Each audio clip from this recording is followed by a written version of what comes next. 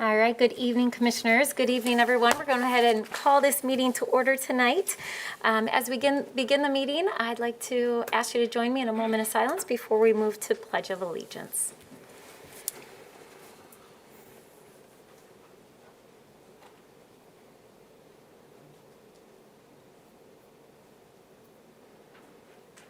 Thank you. I pledge allegiance to the flag of the United States of America and to the republic for which it stands, one nation, under God, indivisible, with liberty and justice for all. Thank you. All right, next we will have the roll call. Commissioner Isasi. Present. Commissioner Ruppert. Here. Commissioner Lanier. Present. Commissioner O'Connor. Present. Commissioner Jones. Here. Commissioner Moody. Present. Mayor Bliss. Yes, thank you. So tonight we have a pretty full agenda. We have a number of scheduled public hearings, and before I introduce the interpreter, I'll just walk you through a couple things, and then I'll ask that she repeat that for me. So the first opportunity for public comment is on specific agenda items that we'll be voting on tonight. Then we have a number of scheduled public hearings, and Commissioners, with your support, I'll take the first three together because they're all related to the same project. So our city attorney said with your agreement to that, we'll do that. And those are all related to a Brownfield plan for the Spectrum Health System project over on North Monroe. And then we have a public hearing on the West Side Corridor Improvement Authority tax increment financing plan, and then a public hearing on social districts. So if you are here tonight to be heard on any of those three items, I'm going to ask you to stay put until I open up those public hearings for comment. And then at the end, we'll have an open public comment on any other items. So with that, I'll turn to our interpreter, and if you need interpretation services, you can ask for assistance. Thank you, Mayor, please. We are pleased to provide a Spanish interpretation services this evening. These include interpretation during the meeting and for those who want to provide public comment. Buenas noches. Estamos complacidos de proveer servicios de interpretación en español esta noche. Esto incluye interpretación durante la reunión y para aquellos que quieren proveer comentario público. Thank you. Thank you. Gracias. Thank you so much. All right, so next that will take us to our first opportunity for public comment. A couple things about public comment. If this is your first time to your meetings with us, we ask that you respect this space, but also the meeting procedures. So this is an official city business meeting, and so we do have some expectations. So I'll draw your attention to some of them, including we ask that you don't clap or cheer or hold up signs. We also ask that you refrain from cursing, name calling, or making derogatory comments. Again, we want anyone in the space who wishes to be heard by this body to be able to speak their mind freely and not feel intimidated. So with that, we'll open up the first opportunity for public comment. Again, this is specific to agenda items. So earlier today, we had a number of standing committee meetings where we voted on items. And if you want to speak on those, I see Mr. Miller coming up. We ask that you come up here, that you put your name on the clipboard so that we get your name accurately written down in our minutes. You'll be given up to 3 minutes to speak. We ask that you share your name, the city that you live in, and then for this first opportunity for public comment, we'd like you to be explicit about what agenda item you're speaking about. So if it's an appointments committee, item number 2, please be explicit so that we can follow along with what you are speaking to. Again, and the other thing is that we ask that you direct your comments to this body and not the audience.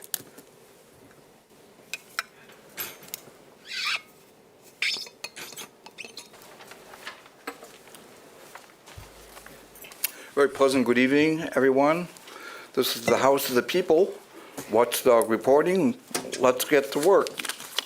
Probably the most fun item is down on D1, which is me misworded. Let's on 9B through B3, I see no address. Familiar name, Martineau Apartments. Where in the heck is the address on that so we can check this out first? 9C3, Laker Lunacy debacle. On an item on Cowendale, there's no stop on Cowendale. You West Side guys really botched that up. Before you blew $73 million, and Red Bar's got an additional bus stop out there, but there's no way to transfer at Cowendale. Under 9C3, between the Local 12 and the Express 50. $73 million gone. That's really gone on that fool Laker Lunacy debacle. 8, 1, and 2. Let's see.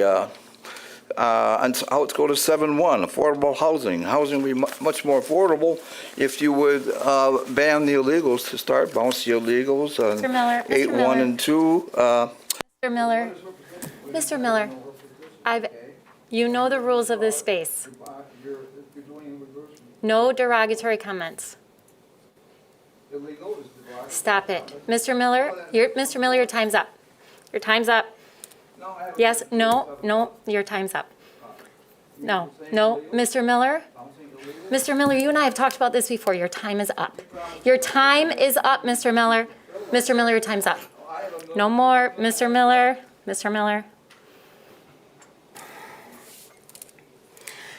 All right, I'm going to close that opportunity. Mr. Miller, I'm going to ask you to leave if you don't sit down. All right, that public comment period is closed, and that will take us to approval of minutes. Commissioners, can I get a motion for approval of minutes? So moved. Support. Any comments or questions? All those in favor say aye. Aye. Those opposed? It carries. Next, that will take us to petitions and communications.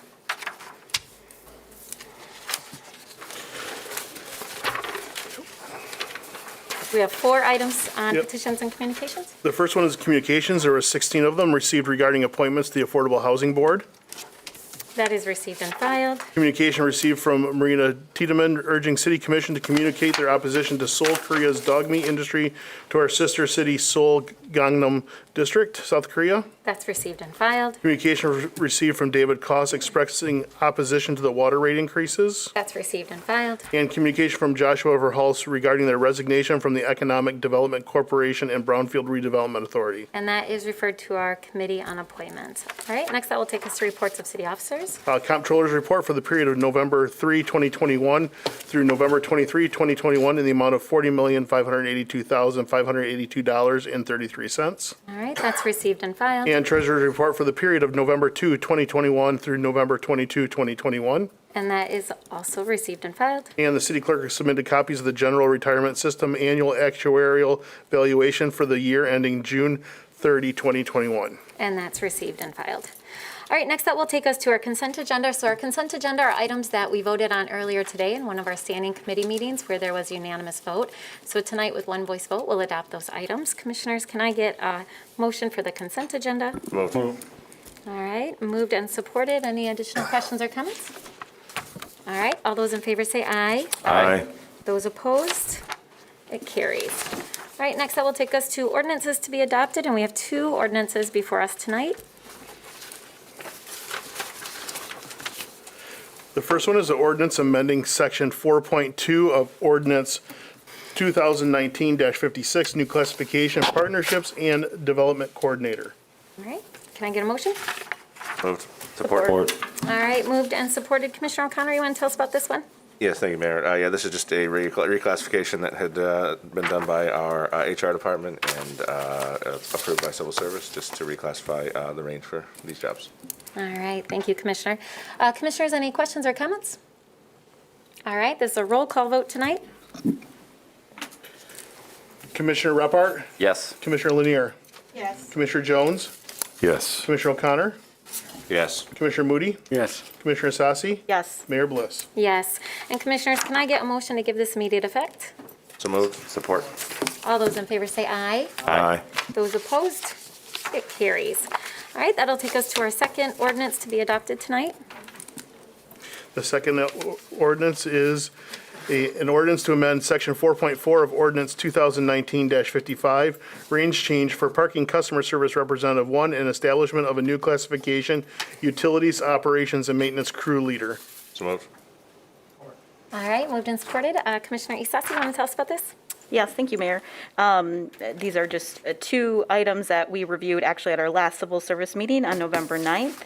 One was to realize some of the changes in the customer service interaction, moving from sort of the traditional booths into the dispatch center, and then, as was stated, establishment of the operations and crew leader.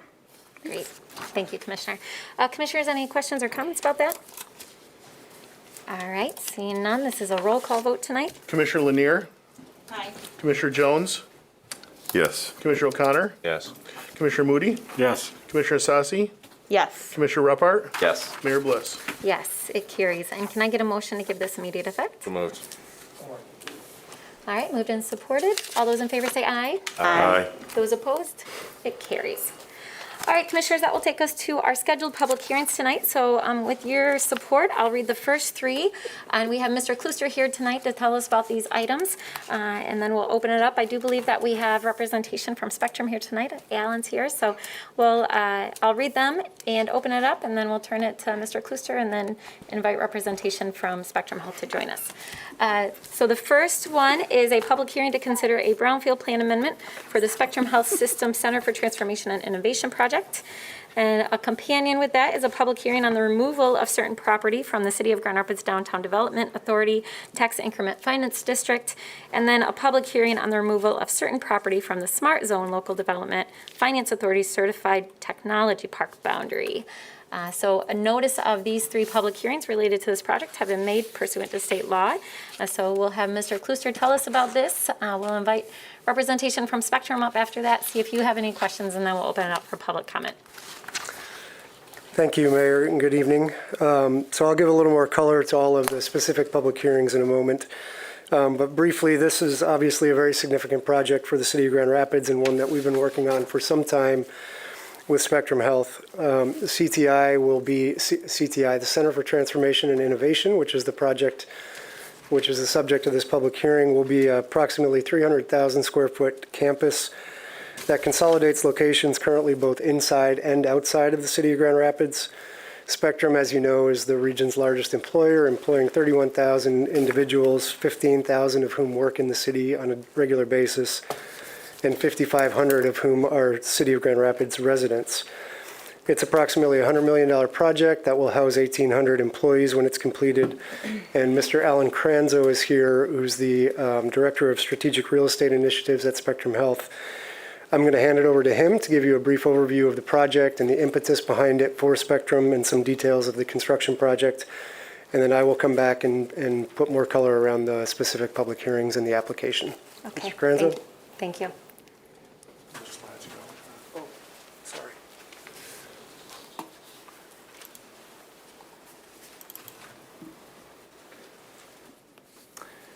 My fault. All right. Welcome, Mr. Kranzo.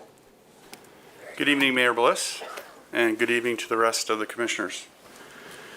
For those that I have not had a pleasure to meet, my name is Alan Kranzo, and as noted, I'm the Senior Director of our Real Estate Strategy and our Planning Team for Spectrum Health. It's my pleasure to share with you details about Spectrum Health Center for Transformation and Innovation, and as noted, I will refer to it as CTI for the rest of this presentation.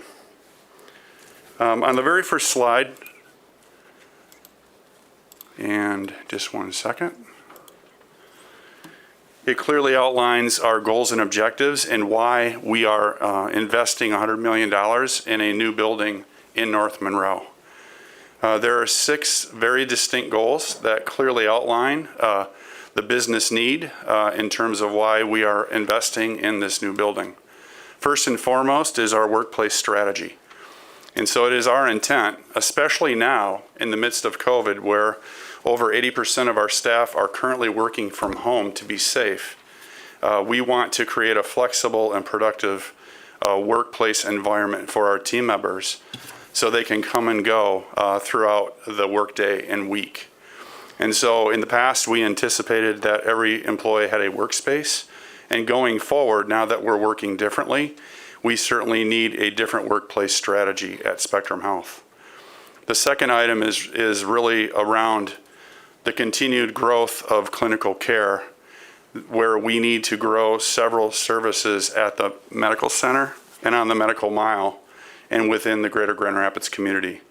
By consolidating these services into one building allows for us to leverage existing real estate that we already own for this clinical growth. Another important factor is around operational efficiency. As you'll hear later, we have administrative functions in over 28 different buildings across West Michigan. And this new building will allow us to eliminate a number of leases and in turn lower our cost per square foot.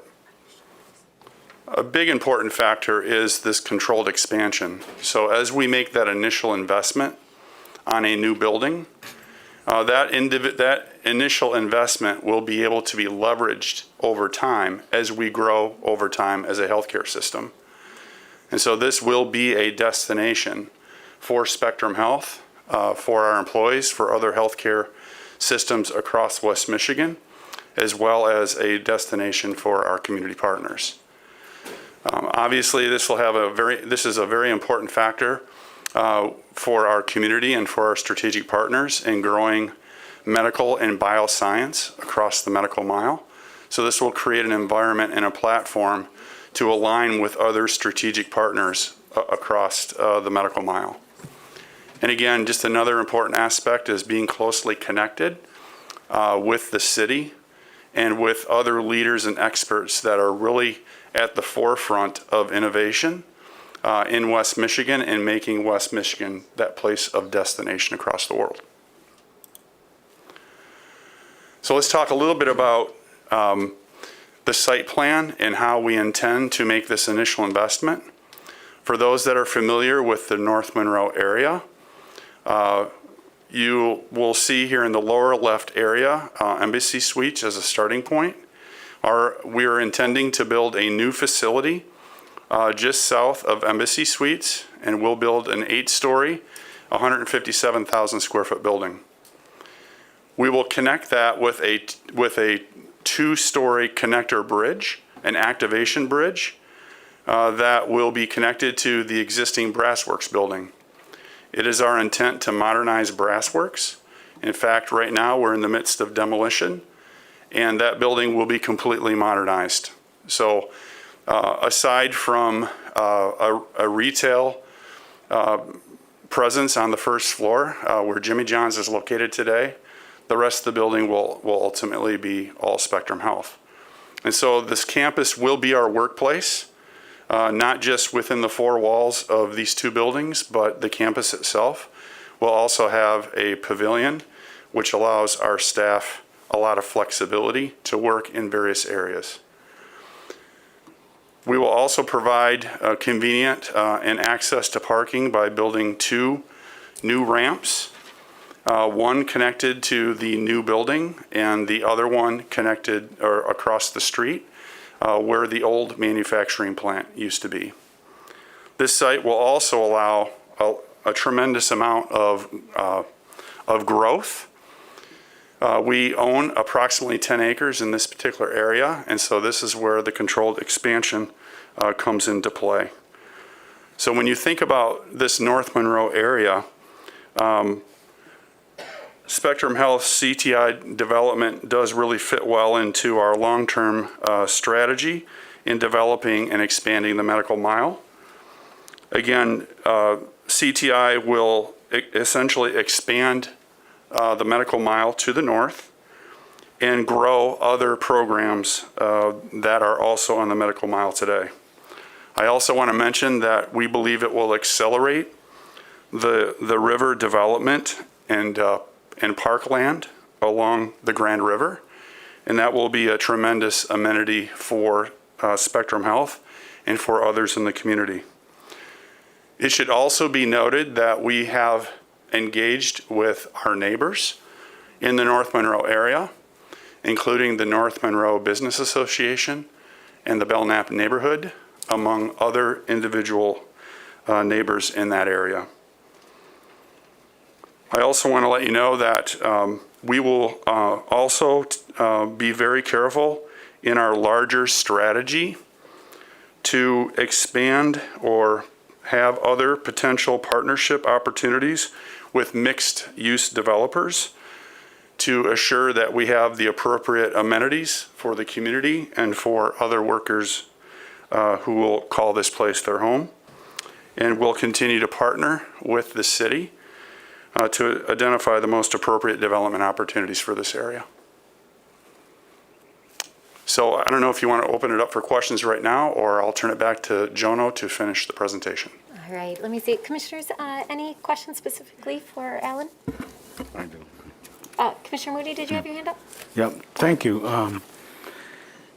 At our last Brownfield Redevelopment Authority meeting, we did vote on this and passed it through. But we did have some questions in reference to affordable health care. We talked about that. I don't know if you remember that or not. We wanted to get a clear understanding of what does that mean when you are in a community where you might have individuals who can't afford hospital care. We use that word affordable so loosely sometimes instead of getting straight to the point as to what that really means. Then the second thing, you use mixed developers. What does that mean? Does that mean minority contractors? Because we talked about minority contractors working with Spectrum Health through Rockford Construction Company. So can you elaborate on those two things for me, please? Let me first speak to the community programs that Spectrum Health is actively engaged with the city. First of all, in a recent community commitment report that came out on November 9th of just this year, it clearly outlines that Spectrum Health has established a fund to provide quality health care programs for the underserved in this community. And this fund is being budgeted in the amount of $6 million per year. And so that's one example. Another example is that in April of 21, we, in response to the Cure Violence global concern, that we acknowledged the violence in our community as a public health care crisis, and that we were the first community partner to pledge a financial support of $300,000 in support of that program. I'll speak to one other item, and I certainly have a lot of examples, Mr. Moody, that I can outline. But Healthier Communities is certainly a benefit to the community that does serve and support many different healthcare opportunities in the community. There's over 25 different ones that I could outline and list. And that would be a number of different examples of how we're supporting the community to make healthcare more affordable. Could you repeat your second question? Can you speak to, his second question was related to the utilization of minority-owned contractors or subcontractors or MLBEs, and maybe even Mr. Klooster can speak to that as well. So I'm going to have John speak to that, and we also have Rockford Construction here as a guest as well to speak to that item. All right. I see Mr. Mathis back there, so. All Okay. right.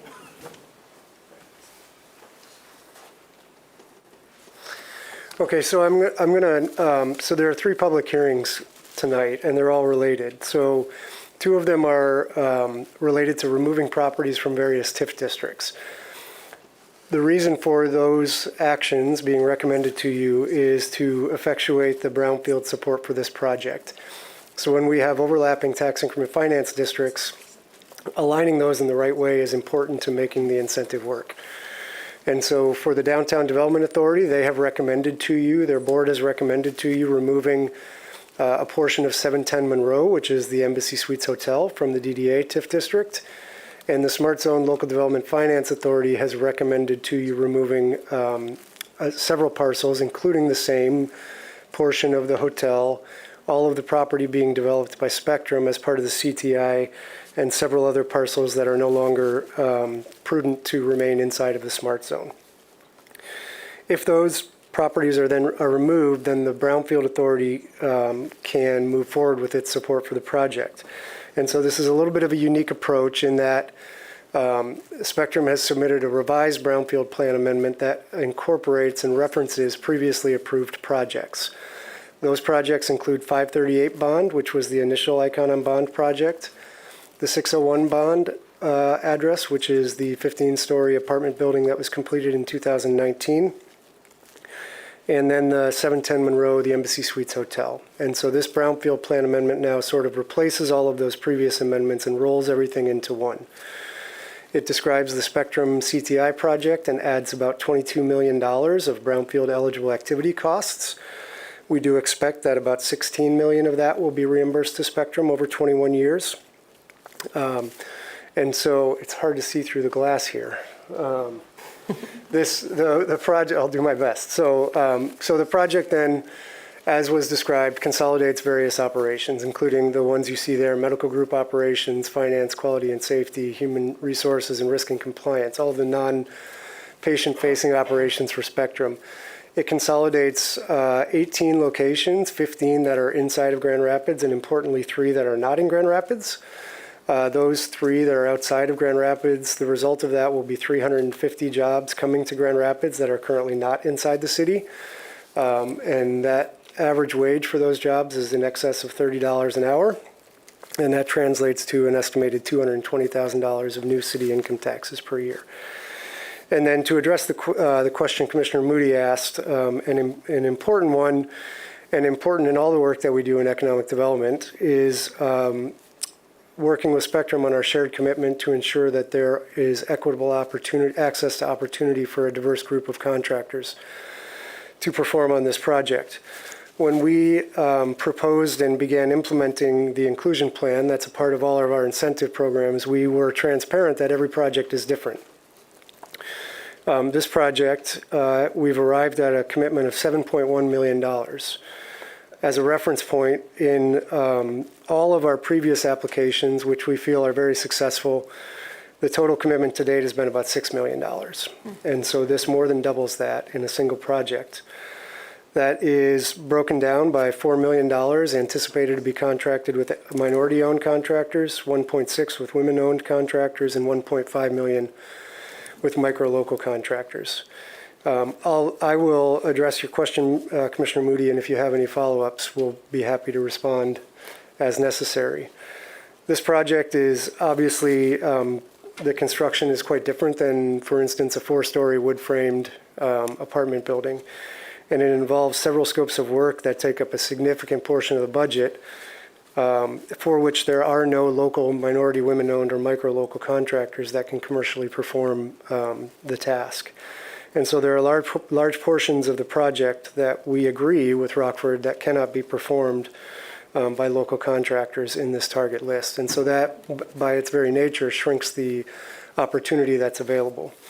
However, I do think that the work that we've done with Rockford and with Spectrum to arrive at this $7.1 million is a very significant effort, and if achieved, will be a very significant accomplishment as well. And so we feel good about it. We're happy to support this and believe that it's a quite aggressive goal, and that we will continue to partner with Spectrum and Rockford on other opportunities that present themselves in the future related to access to economic opportunity. But we believe that this is a very significant commitment on the part of Spectrum through our inclusion plan program. And I'll conclude briefly by just sort of emphasizing how this project obviously has a huge economic impact, keeping it in the city of Grand Rapids, both the construction as well as the 1,800 employees that will remain in the city with their disposable income to support the neighborhood businesses in the downtown area. Create access to new employment opportunities for Grand Rapids residents is obviously significant. But the outcomes of this related to healthcare innovation are obviously a continuation of the efforts that the Smart Zone has undertaken over the years, and that we continue to work on through the Smart Zone, and is very much in alignment with the plans of the Downtown Development Authority and DGRI. And we expect that this will be an accelerant to, as Mr. Cranzo mentioned, other development, but also other quality of life projects that we can partner with Spectrum and Downtown Grand Rapids and the neighborhood associations on. So that will conclude our presentation, and we'll be happy to answer any questions or follow-ups. Okay, I'll see if there's any questions or comments. And Commissioners, I'll just affirm that at our last DDA meeting, this was approved by the authority, and then it was also approved at the Smart Zone Authority. So, Commissioners, any questions or comments? Commissioner Lenny? Just quickly, Mayor, can we have a copy of the presentation, Jano? Do I have one? Not now, but if you can just email Certainly. that to us, Yep. that would be great. Thank you. Great, thank you. I see representatives from Rockford came forward. Is there anything that you would like to add?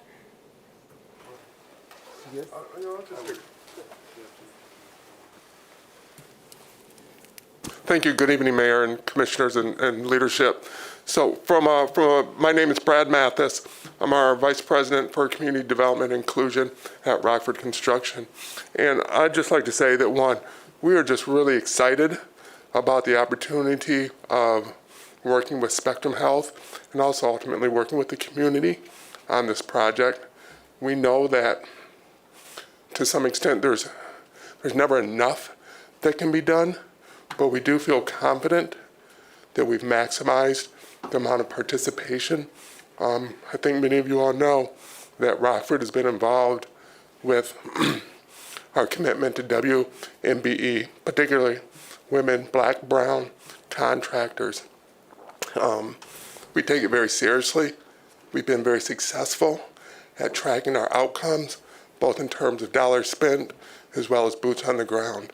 And this opportunity to really partner with Spectrum Health and in the community is just another really strong opportunity for us to really build on the economic development of the community. We mentioned $7 million.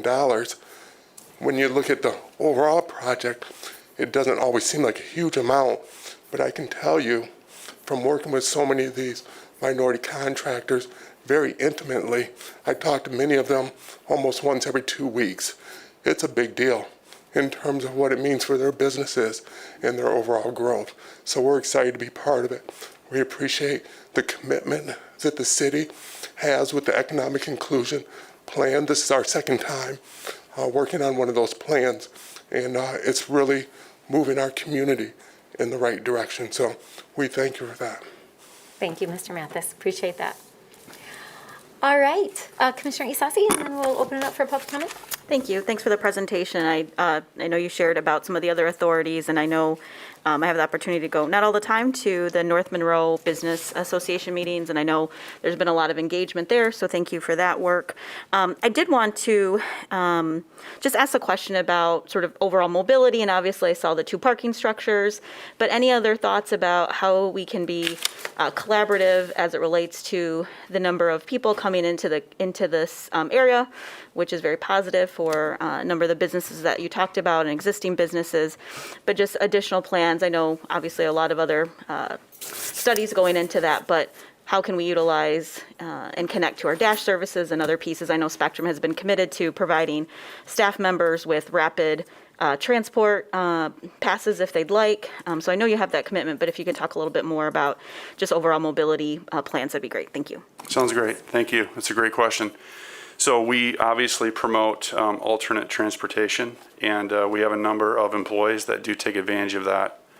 I think one really great thing about this development is that through our traffic study and through our parking study, that we believe that we've hit the sweet spot on how many parking spaces we truly need. I think the biggest thing of all is we're starting to utilize parking software that allows us to manage and monitor utilization of the parking on an hourly basis. And through that, we would use that utilization to help us understand if there's any future need to add any more additional parking beyond than what we have.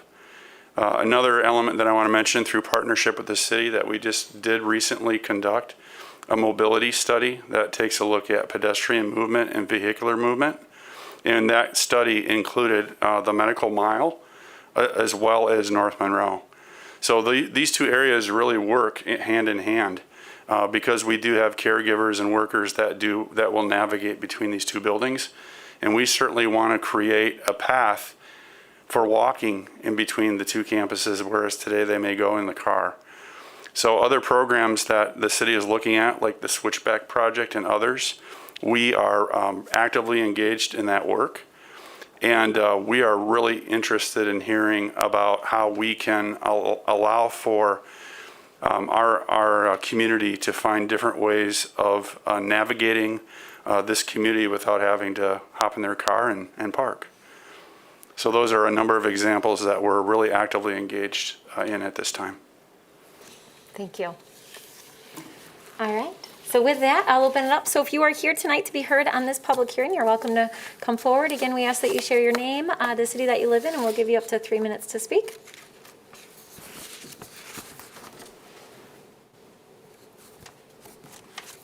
All right, seeing none, I will close those public comment periods and those public hearings, and all three of those commissioners will be referred back to our committee of the whole. All right, next that will take us to a public hearing, and this is to consider the amended West Side Corridor Improvement Authority Tax Increment Financing and Development Plans. So this also has been made public according to state law, and we'll start with having Mr. Klusser tell us about this item, and then we'll see if there's anyone who wishes to be heard. Thank you, Mayor. So this, as stated, is a public hearing to consider amended tax increment finance and development plan. It's really just an amendment to the tax increment financing portion of that plan. The West Side Corridor Improvement Authority originally approved their plan on had their plan approved by you on December 16, 2014. This amendment proposed is simply to change how the tax increment revenues are calculated for the authority, and specifically it removes personal property from that calculation. The reason that this is being recommended is in significant part due to the changes in how personal property is taxed in the city of Grand Rapids, in the state of Michigan, based on 2014 legislation, which began a phase out of personal property tax on manufacturing property. The impact specifically on the West Side Corridor Improvement Authority is significant, and it's resulted in a steep decline in their revenues over the last couple of years, even as real property values have increased. So absent this amendment, we would expect that impact to continue to get worse, and actually there would never be a recovery from that. The impact wouldn't go away. The Corridor Improvement Authority has reviewed this plan and recommended it to you on October 1st of this year. And we do have a board member, Mr. Dave Schaefer, here. And I'll ask him to come up representing the Corridor Improvement Authority and share a few comments. And I'll be happy to answer any questions after that. All right, thank you.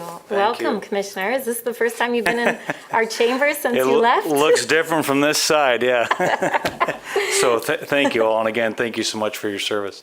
As was stated, this really is just a matter of redefining what we actually would capture. The area stays the same. Actually, the objectives and outcomes of what we fund stay the same. I think for those who were involved when we first did this, it was really around how do the neighborhood groups interact, what do they do. That whole process, that whole plan is exactly the same. Well, it's great to have good industrial businesses in your area and city. The personal property tax that does really excludes a lot of revenue, which just lessens the impact of what we're able to do to really create good infrastructure that helps the neighborhood and the business district. So it's really not much but a administrative language change, but it's important to have the hearing and part of the state process. So happy to answer any questions you have. Yeah, great. Thank you, Commissioner. Commissioner O'Connor, you serve on this body. Anything to add? No, I'm really proud of the work that the Corridor Improvement Authority has done in its time since 2014.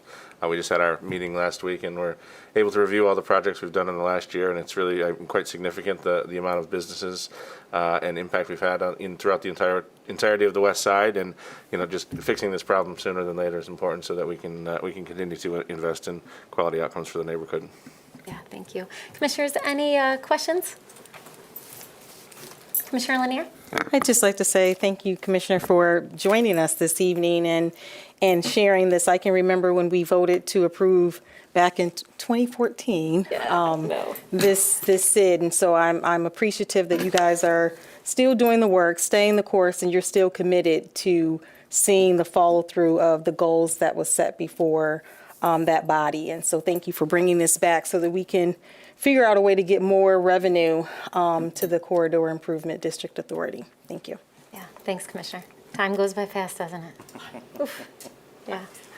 We were in Creston High School's auditorium when we had the hearing for this one. I remember that. Good memory, good memory. All right, Commissioners, any other questions for either Mr. Klusser or Commissioner Schaefer? All right, thank you. All right, so if you were here tonight to be heard on this public hearing related to the West Side Corridor Improvement District, now's an opportunity to come forward and share your thoughts. All right, seeing none, we'll close that public hearing, and Commissioners, this will be referred again back to Committee of the Whole. All right, that will take us to our final scheduled public hearing tonight, and this is a public hearing on the future of the 7 existing social districts. And again, this is been made public pursuant to state law, and we'll have Mr. Canfield tell us about this item, and then if you wish to be heard on this item, I will open it up after commissioners have an opportunity to ask questions. Mr. Canfield? All right. Good evening, Mayor and Commissioners. This public hearing is on the future status of the 7 social districts the Commission has designated over the past 16 months. And as a brief overview, social districts are commonly known as refreshment areas. They are large areas where to-go alcoholic beverages can be purchased from nearby businesses that are permitted, carried outside, and consumed within the district.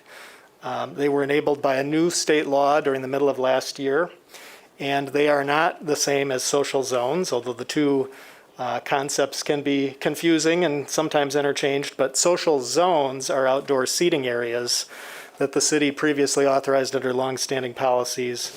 And each seating area is individually permitted, may be modified or removed based on various factors like utilization, seasonal, as in winter service requirements, or safety. And I should note roughly half of the seating areas that were previously permitted have been modified in preparation for winter. I'm going to quickly note the locations of the 7 existing social districts. So the downtown Grand Rapids Social District is in the Hotel Arena District, covering a pretty large area, Monroe North, and then Stockbridge on the west side. The Wealthy Street Social District is on Wealthy from Union to Eastern. The West Fulton Social District is on Fulton from Garfield to Marion. Creston Social District is on Plainfield from Carrier to Sweet. The 4th and Stocking Social District is, not surprisingly, on Stocking from 4th to 5th. And the Michigan Street Social District is on Michigan from Dudley Place to mid-block between Houseman and Diamond. And finally, the West Leonard Social District is on Leonard from Alpine to US 131. And at this time, I'd like to introduce Mr. Mark Miller. Here he is. He is the Managing Director of Planning and Design at Downtown Grand Rapids Incorporated. He will cover the next 2 slides. Great. Thank you, Mr. Canfield. Mr. Miller, welcome. Thank you. I think that this slide really is an indication of a specific event that happened on November 9th, as you're all aware of, but it's going back. It's more of a broader commitment that we all made when we started these programs back in 2020, and it was really an attempt to continue to discuss, refine, and adapt them as situations changed. And I think that this is an emblematic example of that, where we realized that an MLCC interpretation required us to make some changes so that we could continue to have special events. And so we excluded 4 areas in order to continue special events in those areas: the Anabawan Park, Calder Plaza, DeVos Convention Center, and Rosa Parks Circle. I think that this is really just, as I said, an emblematic thing where we have continually modified these things, had conversations about them, and I think we continue to do that as we progress forward with them. Then the next slide is really part of that conversation. So there was a survey done in mid-October, and I think that from our perspective at DGRI and the downtown district that we manage, this was a really encouraging set of information. There was 95% of the people that heard about them, but I think more importantly, 98% of the respondents had a positive experience regarding them. And I think that that's a really good way to sort of litmus test these things. I think that the other thing that we go into when we look at these things is what are they doing to our neighborhoods and our downtowns? And I think that one of the things that we certainly monitor is what's happening with pedestrian traffic, pedestrian activity on the streets. And I think that this slide tells us that these have been effective in many areas at maintaining an overall positive pedestrian count, even though during the pandemic we had substantial drops in many areas.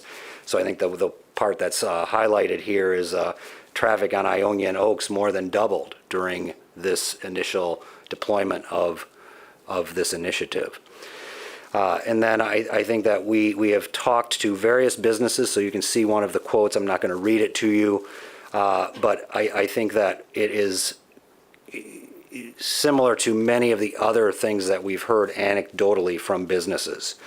And there's a lot of discussion from the business owners about the increase in the customers who are socializing more freely.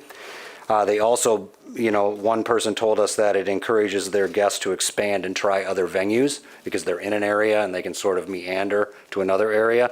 So that cross sort of pollination really begins to activate some of these districts that don't often see, that kind of activity. So I think that that's been a very big improvement in some of these areas, in most of these areas, in fact.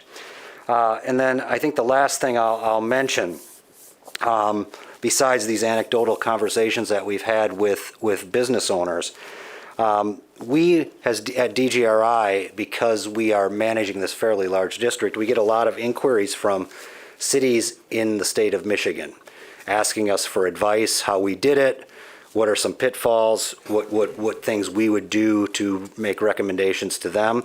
But I think the most interesting story that I have in regards to that, besides all these local cities, is in a few months ago, a bunch of cities in North Carolina held a panel discussion, and we were invited to sit on that panel discussion because their state had just passed, North Carolina had just passed a very similar state law as ours. And after we got done, we were talking with them sort of offline, and some of these restaurateurs had come to Grand Rapids just on vacation and had walked around our downtown and saw how this was functioning, how it was supporting businesses, how much vibrancy it was adding to the district, and how easy it was to understand. And they had worried that these kind of things would turn into crazy street parties, and they didn't see that. There was no indication of any of that stuff. So they came back home and they advocated to their state to do a similar thing in North Carolina. So I think that that's a really encouraging thing from the standpoint of how we have, in many cases, led this in Grand Rapids. And we've been very successful with it over the course of the last year and few months. So with that, I'll turn it back over to Lou. All right. Thank you, Mr. Miller. All right, this is our last slide. So the purpose of tonight's public hearing is to find out what the public thinks about outdoor alcohol consumption, the locations where it has been allowed, and how those locations have been managed. And then the next step after this evening would be a proposed resolution at your next meeting in 1 week on the future status of each social district. Great. Thank you, Mr. Canfield. Commissioners, any questions for either Mr. Miller or Mr. Canfield? All right, thank you both. If you are here tonight to be heard on this item, you're welcome to come forward. You can share your name, please, the city that you live in. We'll give you up to 3 minutes to speak. Good evening. My name is Richard App. I am the Retail Retention Attraction Specialist for the City of Grand Rapids. And I just wanted to reiterate something that my colleague Mark Miller said about this. And one of the great circumstances that we figured out about the social districts is that not only are people using, are we getting more pedestrian traffic, but they're also discovering businesses in those districts. And I think that's a really important thing that's going on with these. And I really want to encourage us to continue these and to work with the businesses that are there, because it's not just a public health thing that we're doing, but it's also very beneficial to the neighborhoods. Thanks. Thank you, Mr. App. All right, others who wish to be heard on this item? Hello. Hi, welcome. Edwin Colazzo. I live in Wyoming, but I've lived in Grand Rapids since 17 until just recently in order to start my business. So that was my quote that they shared. It's been such a significant boost in our business, and it's given us an opportunity to show how creative we are, not just as brewers, but also as community bridge builders. We had 8, 10 concerts that we were able to have in the park and not have to pull permits because we were part of the social district. And so we were able to activate a park that that the city's been trying to activate for years. And we just had to belong first and then try second. And so without the opportunity to have the district or the zone, that just wouldn't have happened. And so selfishly, I'm here to say we should keep doing it. Thank you. Thank you. Appreciate you coming out. Good evening, Mayor and Commission. My name is Josh Lunger. I'm the Senior Director of Government Affairs for the Grand Rapids Chamber and a Grand Rapids resident. I just wanted to say briefly how excited we are for the chance to speak on this, to be here. I remember back in, must have been April 2020, calls, partnership with DJI, with the city, trying to figure out what we can do. We didn't know we'd be in this. I mean, it's been a year and a half. And thank goodness that this partnership led on the creation of these. We're leading right now on the extension. I'm excited that we'll be able to get rid of this conflict with special events so we don't have to worry about that in the future, hopefully in January, as the legislature approves that. But this type of proactive, flexible, let's get things done and problem solve is exactly why it's great to be in business Grand Rapids. I love that we're able to do this. We were able to say, okay, we're going to try something completely new, a little bit scary. We created this new. We know we're in unprecedented times, so we're going to try it. We're going to be flexible, and we're going to adjust course where need be. And I hope that we continue to innovate on these things. I think you'll hear from business owners tonight, but we've heard it for the last year, how this has been a lifeline, an opportunity. It's returned some vibrancy to our streets. And I'm excited to see as we go through this winter, and we know that a lot of these businesses, a lot of these corridors want to keep these in some capacity, regardless of the circumstance, what it means for our city in the future. So I want to thank you all. I want to thank the staff. There was a ton of staff work behind the scenes that I think most of this community doesn't get to see, that I had the honor to see, and know that they started with the social zones, went to social districts, and what it means to the small businesses in this town. So we have our full support of this, and we hope that you'll continue extending these in the future. Great. Thank you. Thank you. Thanks. Hi, welcome. Hello. Thank you, Mayor. Thank you, Commissioners. My name is Paul Lee, owner of one of the owners of All In Hospitality Group, which represents 3 restaurants on Wealthy Street. I can't say enough positive about the social district that we have. It's benefited us in terms of increasing pedestrian traffic on the sidewalks, which has actually had a positive effect in terms of slowing traffic down on Wealthy and those side streets there. One of the things that really came to benefit us was, like many restaurants right now, we face staff shortages over the summer. By having this social district, it actually allowed us to slow the service down when we had limited seating in our spaces, and allowed people to get takeout drinks and food. And so they weren't actually in our spaces, but we could still keep them in the area. And that was extremely beneficial for us when you're operating at 50%. Yeah, I mean, we'd love to see this come back. If I only had one negative, was the fact that we had orange barriers instead of the concrete ones that we couldn't decorate. But outside of that, we'd love to see it come back. Thank you. Thank you. Thank you, Mr. Lee. All right, others who wish to be heard on this item? All right, seeing none, I'll close that public hearing, and this will be referred back to our committee of the whole. All right, next that will take us to our last opportunity for public comment tonight, and this is public comment on any other item. Again, the rules stay the same. We ask that you do put your name on the clipboard so that we have it down accurately in our minutes, and then that you share your name, the city that you live in, and we'll give you up to 3 minutes to speak.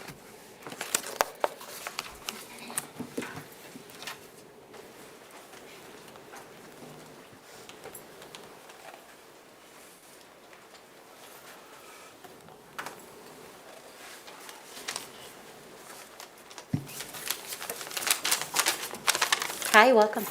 Hello. My name is April, and I'm here tonight to speak with the Third Ward Commissioner Sunita Lanier and Nathan Yamudi, and to Rosalind Bliss. I have a very serious issue that has come to my doorstep that it was just very shocking for us. We had a situation where we had to deal with a judge on a legal basis, for which that situation was hopefully, or is hopefully cleared up. Because it appears that this judge is a little disgruntled about the fact that things didn't go their way. And they basically sent a personal threat to my house, threatening my family. And this is from a judge. This is not a court order. It does not have a case number. It doesn't have anything that says from the courts. This is a personal letter that was sent because this judge is angry about the way things went. And I am here talking to my commissioners about this. What is going to be done about this? Because if I can't go out my house or drive down the street and watch, I have to watch my back because you have a city official that is threatening me when we obeyed the law. My husband is a man of the cloth. We are preachers, we are ministers, and our job is to take care of everybody, is to love everybody. We care about all of you. We care about everybody in this audience. We care about the city of Grand Rapids, as we believe that God has called us here to see about the city of Grand Rapids. We were having a problem, and we handled this legally and perfectly. We didn't raise a fist. We didn't bow a knee. We didn't cuss anybody out. We don't talk that way. We handled it legally and properly. And this judge is angry because things didn't go their way. So they send a personal threat to my house, threatening our family. Now I have to watch my back, and this is a city official. I mean, who are the criminals here? This should not have happened. I will see to it that Commissioner Moody and Senina Lanier, they know about this situation, but I'll see to it that you get everything you need so that you can look into this. We want everything that is due us. You know what I'm talking about. I want everything that is due me and my family, all monies or anything that is due us. We want this, and we want this taken care of, and we want it over with. And I want to look into this. Okay, thank you, April. And April, can you please make sure I get a copy of that letter? If you're, are you comfortable sharing? Pardon me? Are you comfortable sharing a copy of that letter? I will share it with you this week. It'll be given, it'll be submitted this week. Okay. When we have the other papers. Or Asante may be able to help you do that tonight. Okay, Thank you. All right, others wish to be heard? Hi, my name is Allie, and I'm the president of Justice for Black Lives. First, kind of want to say other struggling people, if you're struggling with something, other struggling people are not the enemy. Just wanted to put that out there. But on November 22nd, our organization released a statement in response to the GRPD statements in regards to the events that took place on November 20th, 2021. Following our press conference against police repression, the Grand Rapids Police Department released their official statement in regards to Saturday's event. However, their statement is still completely inconsistent with the events that actually took place on Saturday. It was stated that 2 people that were arrested that day had outstanding warrants, one of them being James Henson of the Young Black Panther Party and Christian, a fellow anti-fascist organizer. However, neither James or Christian were even made aware that these warrants existed until they were in handcuffs. With James' warrant not even being printed until he was already in the back of the police car. It was also stated that officers acted with quote-unquote professionalism and respect, and that no one within the group was targeted or harassed for any personal characteristics. However, our trans activists who were also present that night, who were continuously misgendered even after correcting officers on their pronouns, begged to differ. And I should also add, this took place on Trans Day of Remembrance. According to Sergeant Dan Adams, previous events hosted by our organization included ordinance violations, openly displayed firearms, and failure to follow lawful orders by the police. This is also inconsistent, given the fact that the last interaction we had as an organization with the GRPD in which they've made any orders, and I mean with a megaphone, was over 6 months ago on March 8th. As an open carry state, it is also fully legal for peaceful protests to carry guns without interference from the police department. In the beginning of the pandemic, we have seen very less than peaceful protests following the stay-at-home order. While these uprisings were taking place, many protesters were also seen with guns. However, the response from law enforcement was much different. I wonder why. The protest that took place in Rosa Parks Circle on May 18, 2020 is a perfect example of that. During this protest, attendees also open carried guns the exact location that we host a majority of our protests at. However, not a single arrest was made. We stand by our statements that we made, and the GRPD continues to abuse their power against marginalized activists. For the GRPD to say that it deployed extra officers for the safety of the community and protesters is almost laughable. 5 protests had at least 10 rifles pointed at them, all due to a warrant that they didn't even know existed. On October 5th, 2021, the city of Grand Rapids declared racism a public health crisis. However, they remain complicit with GRPD's racism towards BIPOC activists. Can you continue this for me? Thank you. Your time's up. Time is up. Black Lives Matter, by the way. Got it. Okay. My name is Kirk. I live on stolen Anishinaabe land in the 3rd Ward of so-called Grand Rapids. Policing is inherently a racist system. It started off as slave patrol and is so deeply infiltrated with white supremacists that even the FBI had concerns of white supremacists seeking affiliation with law enforcement to further their agenda. For the city of Grand Rapids to declare racism a public health crisis while neglecting to address the racism from the Grand Rapids Police Department is hypocritical and displays a lack of leadership and control over GRPD. We are demanding that the city takes a stronger stance against all forms of racism, as well as hold the officers of GRPD accountable for their harmful actions against marginalized peaceful protesters. As of right now, 8 activists are facing unjust charges given to them while practicing their First Amendment rights. For the next 6 weeks, we'll be continuing our hashtag JFBL Drop the Charges campaign. During this campaign, we will continue to uplift the voices of activists who are currently facing charges, as well as providing resources to the public. I wanted to talk to you commissioners about safety tonight. That's something that you have for a long time claimed to care about, right? It's something you say at the beginning of every meeting when you say, oh, we care about the safety and the comfort of everybody in this room. But there are so many safety concerns that we have as citizens that are being ignored. For example, for months, probably over a year now, we've been, since we began in-person meetings, we've been demanding that there's a call-in option so that these meetings are accessible to all people, because it's not safe for everyone to come to these meetings. And yet, there is still no call-in option available, directly endangering members of this community who have to choose to prioritize their voices as citizens over their health and well-being.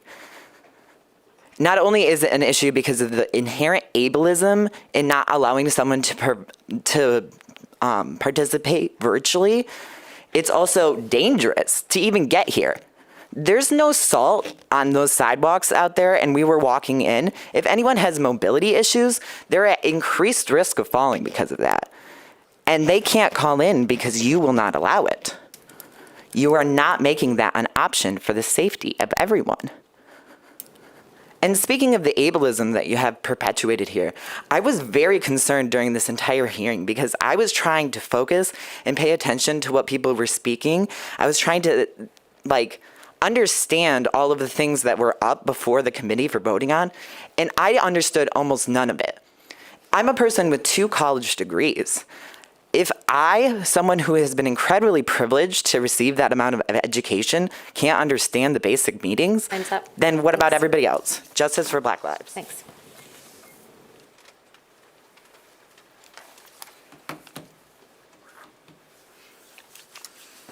My name is Nico. I live in Grand Rapids. I would like to take this time to discuss several topics The steps and platforms on the front entrance is dangerously dark, icy, and snowy. In the winter months, it gets dark sooner. With these meetings starting at 7 p.m., I believe it's the city's duty to make sure the area is well lit and salted effectively. I believe that there should be time for ideas and concepts to be explained in ways more easy to understand to the general public. GRPD should be reduced to 32%, defund GRPD to 32%.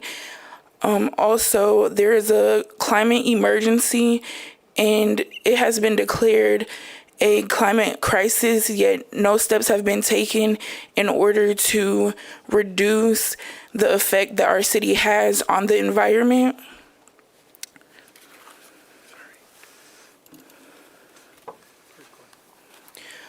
Also, I feel that the actions of GRPD on the Saturday that was discussed previously was very unacceptable. There should be no reason why police officers are pulling up 7, 8, 9, 10 deep with several guns on people. That's completely uncalled for. It's not right, and people need to be held accountable for coming to situations, overexerting their power, and knowing that they're feared in the community because of the way that they treat others, and using that fear in order to further assert power over people.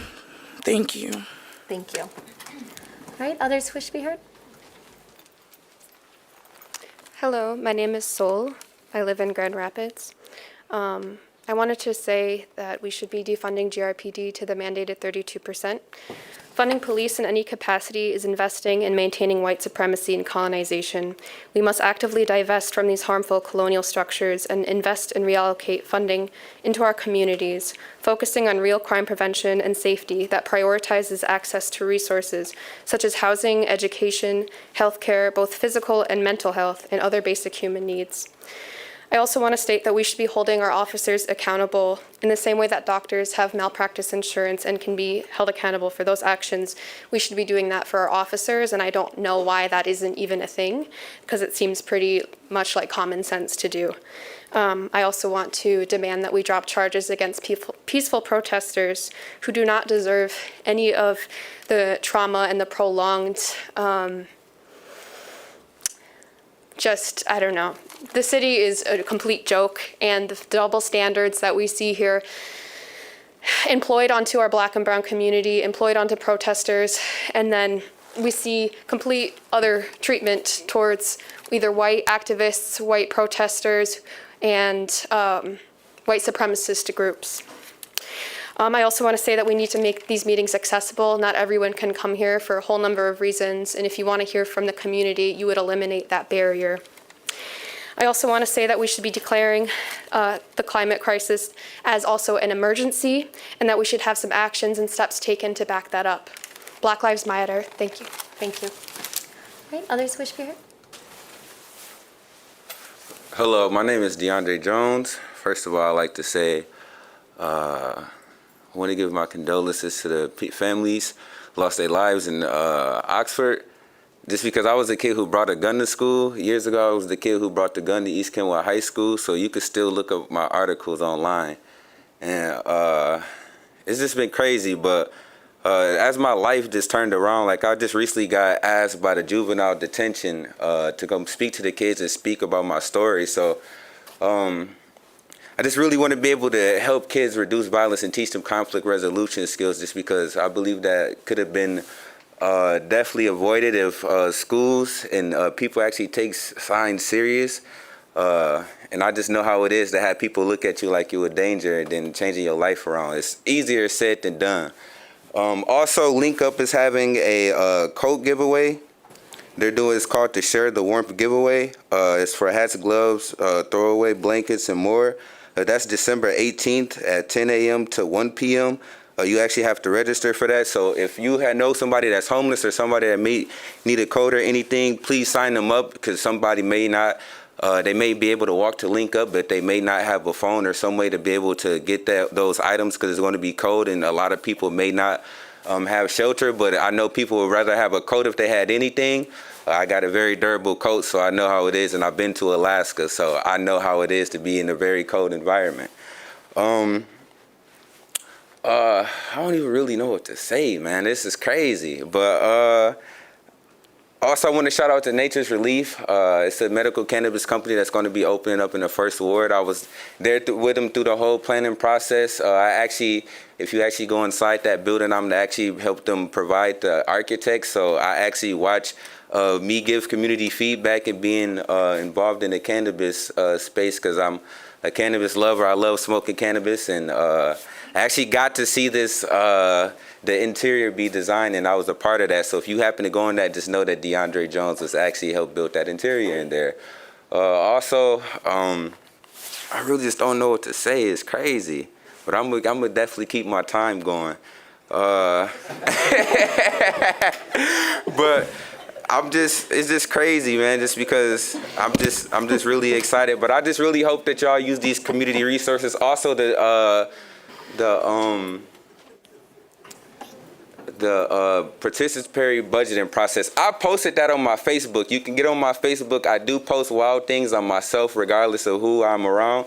So just be a fair warning. But I posted the participatory budgeting process flyer, and I told people in the third ward, people always complain about projects and not seeing economic development, so I want to see those ideas. Thank you. I appreciate it. Thank you, Mr. Jones.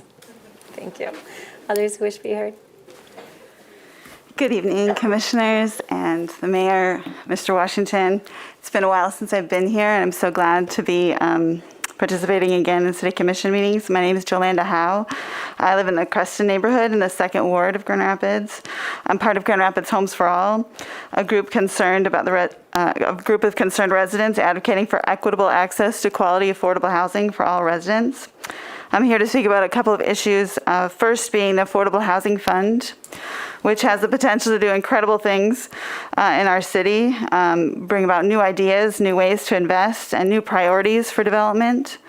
But we must have the right people around the table who can identify how the system is failing, where barriers exist, and what housing solutions make sense for our city. So I ask you to appoint at least 3 members of the board who have personal experience navigating the affordable housing crisis here in Grand Rapids. The board must include people who rent homes in our city, people who have experienced homelessness or housing instability, people who are paying more than 1/3 of their income on housing, because that's who the fund is intended to benefit. We need the wisdom of experience to shape investments that this fund will make in Grand Rapids so that every family and individual can equitably access quality, affordable housing. I'm so grateful to hear that Tabitha Williams, Desiree Mitchell-Garcia, and Latrice Harrison have all applied to serve on these boards, and I hope that you'll consider appointing them. And I want to thank especially Commissioner Repper, because I know that you have actively sought out residents to apply to this board so that community voices can be lifted up. Secondly, I want to just deeply appreciate the work of Parents for Healthy Homes in the Raise the Standard campaign, and I just ask that you would please work hard to make our inspection process something that will protect all the children in our city. Along with inspection process too, I also want to encourage the city to take a more proactive approach to making landlords and property managers truly accountable to their responsibility to the residents of Grand Rapids. In my understanding of how our landlords learn about their responsibilities, including things such as not discriminating against source of income or the affordable housing, the rental application fee, is through violations or through the RPOA workshops or city workshops at the RPOA. But I would like to see all landlords and property managers receive a packet of information that says, here are your responsibilities to the tenants in Grand Rapids. Thank you. Thank you. Thank you, Ms. Howe. Good to see you. All right, others who wish to be heard?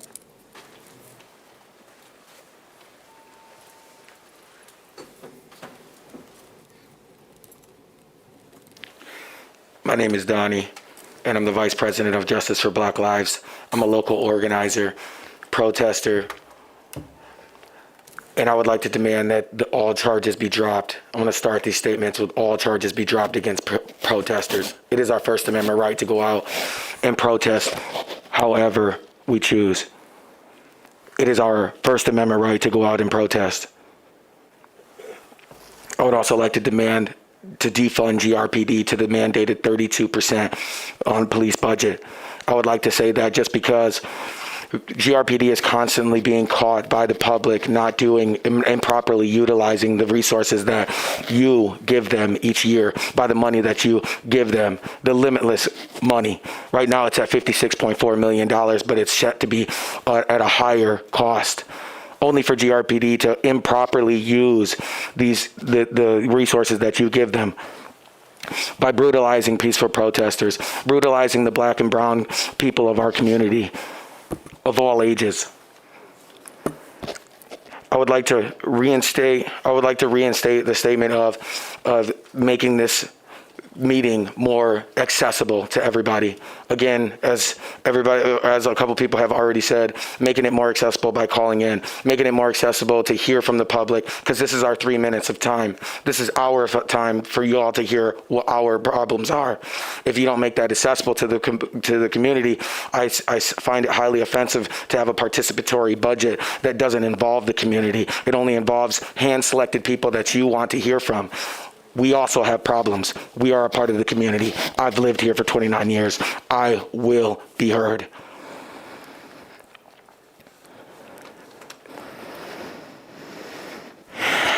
We say things, we like to declare things of racism being a public crisis. Where are the steps that eliminate these racist systemic oppressions on our communities? Where are we uplifting that? What are the steps?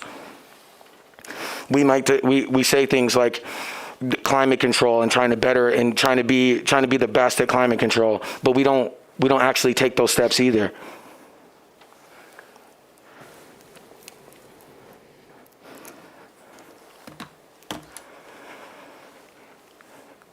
The city spends more money on the defense and protection of GRPD, of police officers, than it does their community and protecting their community. I would like to, as my last statement, reinforce the insurance on GRPD. We mean insurance as in make them pay for their mistakes on the black and brown community of Grand Rapids. Black Lives Matter. Thank you. Thank you. Others who wish to be heard?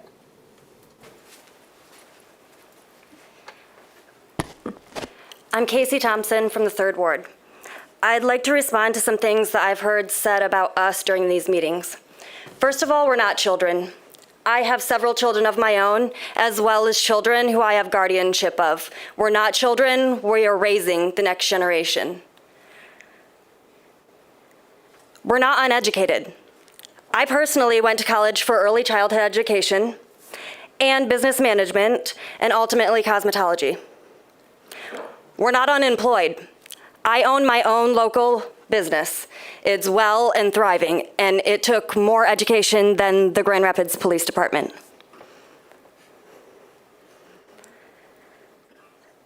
It would be very helpful to have phone accessibility for these meetings. It's not ideal for families, and that's the most privileged ideal situation that I can mention.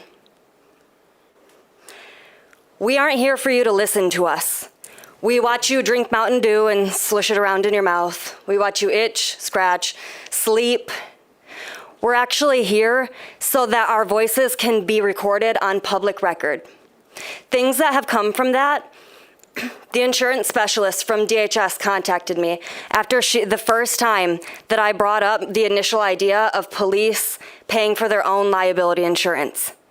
People are hearing this.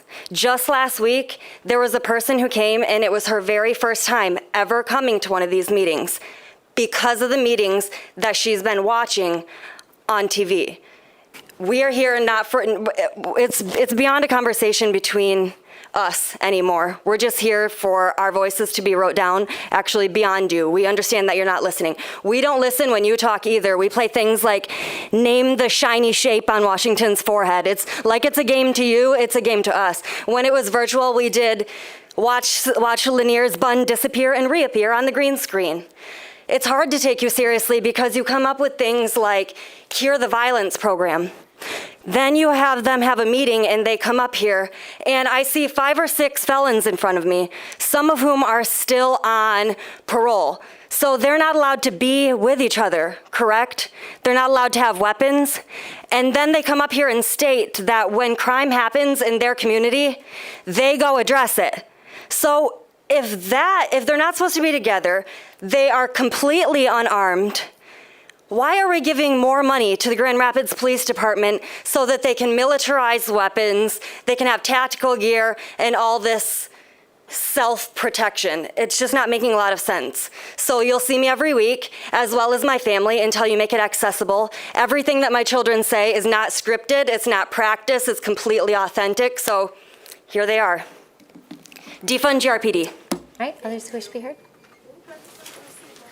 Hello, my name is Adeline Snyder, and I live in the 3rd Ward of the city of Grand Rapids, and all I have to say is defund GRPD. All right, thank you. All right, others who wish to be heard?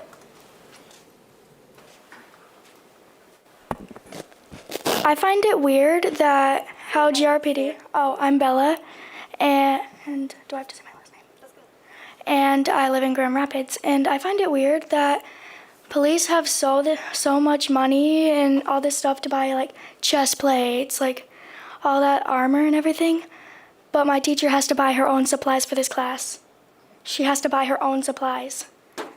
And she has to do things like buy the posters to write down things that, like multiplication sheets. And I don't find that very fair because the people who should be protected are the people, not the police, because the police are using that armor to hurt people, and it's not very nice. So, doesn't make very much sense that my teacher has to buy her own supplies, but GRPD gets all this money for armor and guns and police bikes, all that stuff, and defund the police. Thank you. Others who wish to be heard? My name is Aurora, and I live in Grand Rapids. I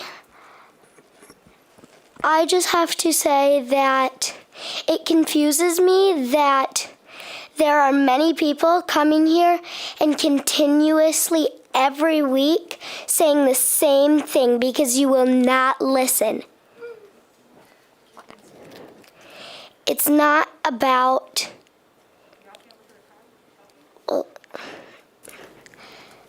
it's not to the police. It's not about really the armor. It's about making them happy with the money. They think that the money is like one of the best things to them. And it's just like,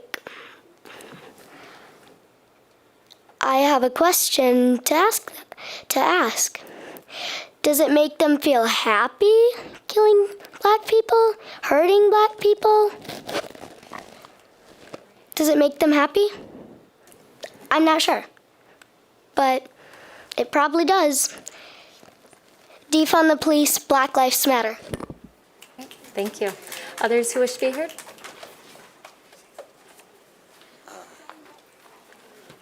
All right. I got a few things to talk about. I hope I can say it, whatever. However, going through some issues. I got some felonies. I can't get them expunged. You know how the story go. I got too many. I waited all this time to finally get them expunged. I hear the program all over the city. I'm sorry, sir. Can you start with your name? My name Cornell Clark, and I'm trying to get my felonies expunged. They know some petty cases there 20 years ago. Drug cases. I ain't touched no kids. I ain't do nothing weird. Ain't kill nobody or nothing. I can't get dude just humiliated me down at the program. Overall, Now I'm getting evicted. Some little homie shot up my crib because I dropped some diapers off in my baby mama crib a couple months ago. Now I'm facing evictions, and I've been paying my way. It ain't about money. It's about just, I guess, too much trauma took place in my neighborhood that I've been wondering, asking the officers, calling this dispatch unit, whatever the case. The detective said he retired. I can't begin to tell you all this weird shit in the stuff in the city. I'm like, all right, we're a guy at the detective that was on my case because the dude keep walking by my crib. I can't do nothing. If it's into me or my friends, it's not the way it goes. So I'm trying to follow through because I got kids. He done shot up my crib. We got bullet wounds all through it like it's been a ghost in the house. It don't fear me. It ain't nothing. It ain't that serious. I just wonder if y'all funded to take care of the business, why I gotta go through all these loops and I still ain't getting undone? And then he looked at me like he laughing and murking me. I'm seeing him all the time. I don't even know what to do. I'm just lost in the sauce. You got somebody sleeping on the floor and shot my crib. I got to go sleep on the floor because I got funny. I can't go get no, you know what I mean? Can't get a crib. I can't just go. Everywhere you look, all the application says you got narcotic weed case. Something you just petty. You be like, I'm born and raised. I'm 1051 Wealthy to 1207 Cass from the southeast side, 3rd Ward, whatever the case. Man, I ain't trying to vent or none of that case, but it ain't just me. It's a whole bunch of us, and it's just that I'm just trying to say what I'm hearing all this, falling back, watching this. I ain't to be the judge. I'm just trying to figure out what do I to do. I don't know what to do. I'm spinning in circles too. I don't even know what I wrote down. it's what it is, man, coming from the heart, and I hope something happened, but other than that, that's my story. Thank you, Mr. Clark. All right, others who wish to be heard?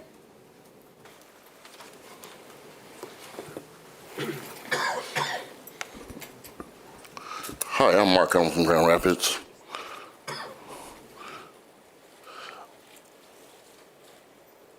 I looked at some stuff on YouTube from last year with the rioting that happened here. I had a few observations about this. The actual protesters was basically about 250 people, and all of a sudden, when they came to the police station, it was like it ended up being like 15,000. Why? Because you had individuals who came from out of town, blended in with the actual protesters, and once the actual protesters left the police station, the agitators waited till the sun come down, and that's when the chaos began. Not good. You didn't see it happen in Detroit. I know there's kids in here, but I'm gonna just go keep it clean from what I'm gonna say. Look, the writers, what they got in Detroit, they wanted to go burn downtown Detroit. You know why? Because residents was there. They was gonna get their butts whooped if they tried to do it. Didn't happen here.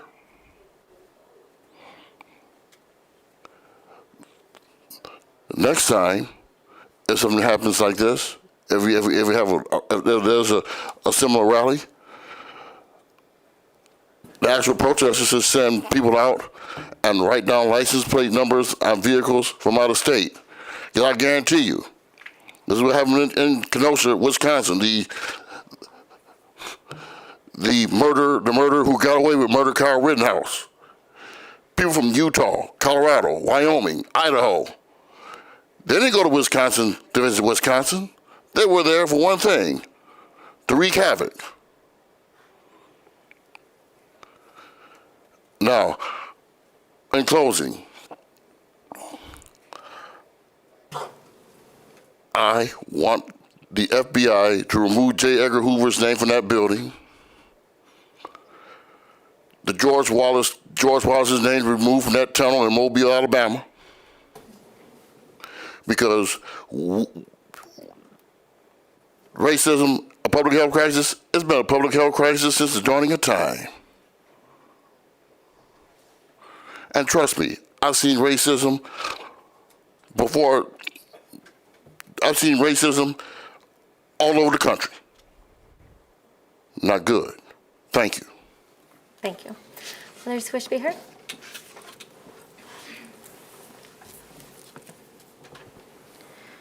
My name is Marlo, and I live in the 3rd Ward. At the last meeting, I spoke about the false promise of free speech because of the violent suppression of Black voices in this city. This meeting, I'd like to speak about the false promise of equality. Our founding fathers made it apparent that when they said all men are created equal, they had no intention of establishing any equality. Today, we live in the legacy of that false promise. I've had many interactions with the police in my life. No matter the reason I was stopped, I was always greeted with a smile and let off the hook. One night, I was pulled over and expected the same treatment, and I got it until the cop saw my address and realized I lived in a predominantly Black neighborhood. Then his entire tone changed, and he searched my vehicle, eager to make an arrest. That night, it struck me how quickly I was treated differently simply based on where I lived. And it also struck me that I can move. But Black people cannot strip themselves of their Blackness simply to be treated with equality. Fast forward 3 years, and I'm driving home from work, and I see my neighbor in handcuffs, pressed against his car in what I now know was a routine traffic stop. And it's the first time I see this man without a smile on his face. It's the first time I see him without one of his daughters in his arms, because they are clinging to his mother, to their mother, watching their father be pushed into the back of a police car. GRPD was searching his vehicle because they had seen a baggie on his floorboard. And do you know what was in that baggie? His daughter's barrettes. When we all got back to the house, my neighbor pulled me aside and said, "Thank you for stopping and recording me, because last time they beat me. And I didn't want my daughters to see that." And that's why I'm really here tonight, even though it feels like you aren't listening.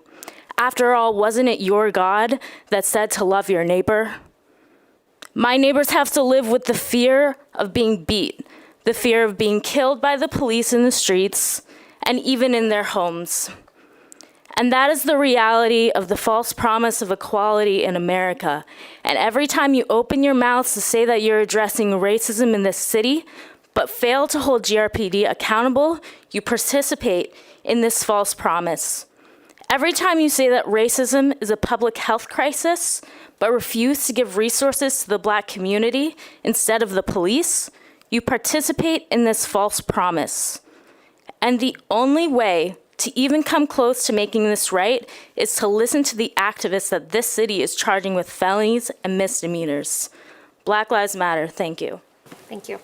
Others who wish to be heard?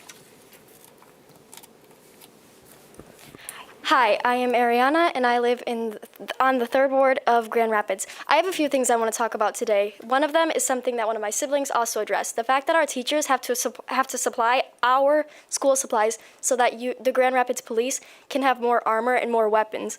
Name one time any protesters have came at police. Why are they the ones that need all the armor when we should have it? We are the ones that need to be protected, not them. Also, anytime one of my siblings was up here, you were on your phone and not listening. Why is that? Is it because we're kids? Is it because we're saying things that you can't handle because it's the truth? Also, every single one of you knows what these meetings are for, but every single time we have one, every person has to come up and say the same thing in different ways because nothing is happening. Defund GRPD. All right. Others who wish to be heard?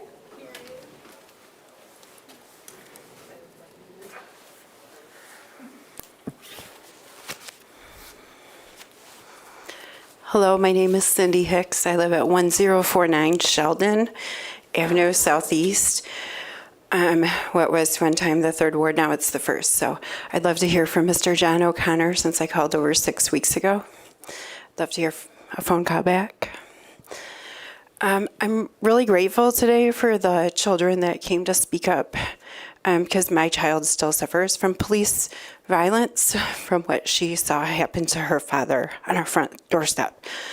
And I just had a phone call with my ex-husband just a few days ago, and he was very suicidal. We still live through that trauma, and he's still waiting, going on 6.5 years for his U visa case to be reviewed by an examiner from a different case because he was a victim of a racially motivated crime since we live next door to the only white guy on the block that harassed all of our black neighbors, but the police didn't do crap. 30 years now I've lived in 07, and I continuously see it get worse. The last time I spoke to the chief when I was here at one of the meetings, he openly said that the officers no longer receive Institute for Healing Racism training. I find this to be a problem, especially given the amount of violence, including my own family, the day-to-day trauma that we still live with. Not only it affects me financially, I personally have shelled thousands of dollars out of my own pocket for the actions of the GRPD, causing severe harm and physical damage to my ex-husband. That money could have went to my child, it could have went to her education, it could have went to a whole lot of other things, besides me personally shelling out money out of my own pockets. This continuously happens, and I'm appalled that people who show up just to speak up and protest without violence, standing up against violence for people like my family, are jailed. It's sick. I don't know how we got to this point, but at least there's little children that showed up today to speak up for my kids, because my kids are too mentally unstable. I'd like to thank St. Mary's Mercy Health for cutting the only Spanish-speaking trauma provider over a year and a half ago due to a budget cut. I have to wrap it up quick, but I think it's BS that there's very little mental health services, but lots of people making money out there, including Commissioners Tyson and Sparks, on mental health awareness when they do lots to perpetuate it with slave wages for $10 an hour cash. Justice for Black lives. Thank you. All right, any final comments? And then I'm going to close this comment period. Hi, my name is Shane. I live in the 3rd Ward. On November 20th, I was one of the people pulled over on the Trans Day of Remembrance. The protest had ended. I actually haven't really publicly spoken about this, this isn't where I wanted to do it, but that's fine. Regardless of how you feel about police, the budget, criminals, the system, racism, I think it's wrong. It's wrong to have someone who's afraid and who knows that their life in that moment has very little meaning, walk backwards with their hands on their head and kneel on the ground while they have several officers with guns and rifles aimed at you. For nothing. You can look me up. I don't have an arrest because I wasn't arrested. They tried to arrest me. But thank God I've already been arrested and I know a few of the rights that still stick around. Because otherwise I'd be in a cell right now. No, sorry, I wouldn't be in a cell right now. I'd get out pretty fast because it's kind of a broken system that they will throw you in jail, put 5 people on their knees so that they can get $100 out of a fake warrant. It's sad. This guy over here, I saw him when one of my friends asked if people liked hurting black people, killing black people. And he shook his head. No. And honestly, I was a little surprised by that, didn't expect it. And that's a sad thing, that is a shock to me, to meet someone who will say no. That's the problem. That's where we've gotten. So I don't know his name. I don't know if he's actually good. But for 1 second, there's at least one cop who I have the smallest amount of faith in this stupid freaking city. And I hope you do something with it. because this system is broken for you too. And make sure you're talking to us, please. This system is broken for you too, Rosalind Bliss. Thank you. You can address all your comments to this body. Then I am. Thank you. But you are not an officer, so you don't understand what I go through because you're not out there to see it or to do it. Are you addressed? All right, others who wish to be heard?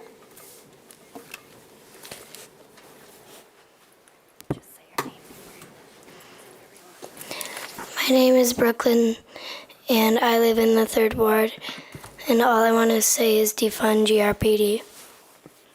Thank you, Brooklyn. I'm going to close that public comment period, and I'll turn to my colleagues, and I'll start down here with Commissioner O'Neill. Mayor, thank you. Thank you for those who have come out and the comments that were made this evening, the input on the public hearings as well as the public comment. Thank you. Thanks. Commissioner Repart?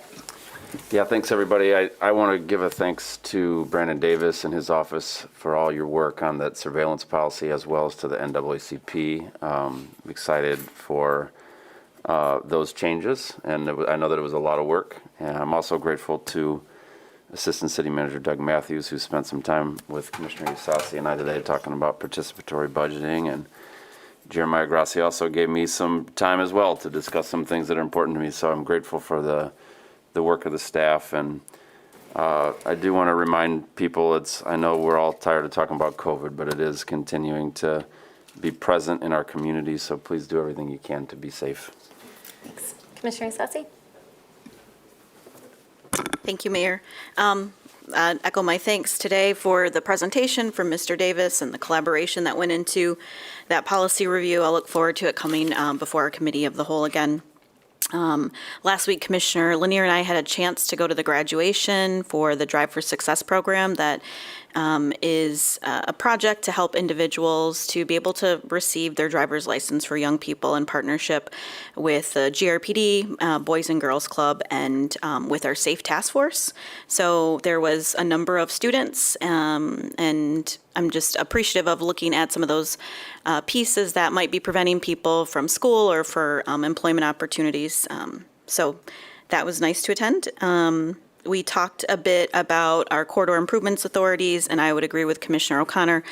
We had our look back with our North Quarter CIA, and there was a number of investments and good work done by city staff. So many thanks to people like Jessica and Tom and Kristen out of our Economic Development Department, and Mobile GR just for connecting on different pieces for that. We do have an event that's happening in North Quarter tomorrow, Lights On for Creston, so I encourage if it'll be outside and have lots of opportunities for social distancing. Also a reminder that the neighborhood match is open, so when we talk about where some of the investments made that are led by individuals, that is a program. I know we put some pieces out last week, and we'll continue to move forward with that process. And lastly, I do want to say, there's some comments that are made as it relates to different funding. I feel like it's necessary on our body to talk about sort of what we actually hold. So we don't hold any of the funding for our school districts, whether it is at the ISD level or GRPS. We have people who have served in that capacity. That is not money that we put out into the city. So I think that is important to note. And for the record, Commissioner Lanier, I like your hair. Thank you. Commissioner Moody. No, Mayor. Okay, Commissioner Jones. Thank you, Mayor. I too want to recognize Brandon Davis as well as his office and his work with the NAACP and others, and I think leaning in a very significant way around the surveillance policy. I too am looking forward to having that communicated very clearly and concisely to the community, and also want to recognize all of those who came out on this evening with their public comment, and want to say good night. Thank you. Thank you. Thanks, Commissioner. Commissioner O'Connor? Yes, thank you, Mayor. My heart continues to break for the folks in the Oxford community and the tragic events of last week, and it just. Care about everybody but the people Ma'am, it is not your time to talk. It is his. It is his time to speak, not yours. You have had a chance. You know what? If you do not allow people up, we'll adjourn. I'm adjourned. We're adjourned. Done. We're adjourned. Did you even name one of the children's names? Or do you only remember the one person that you care about?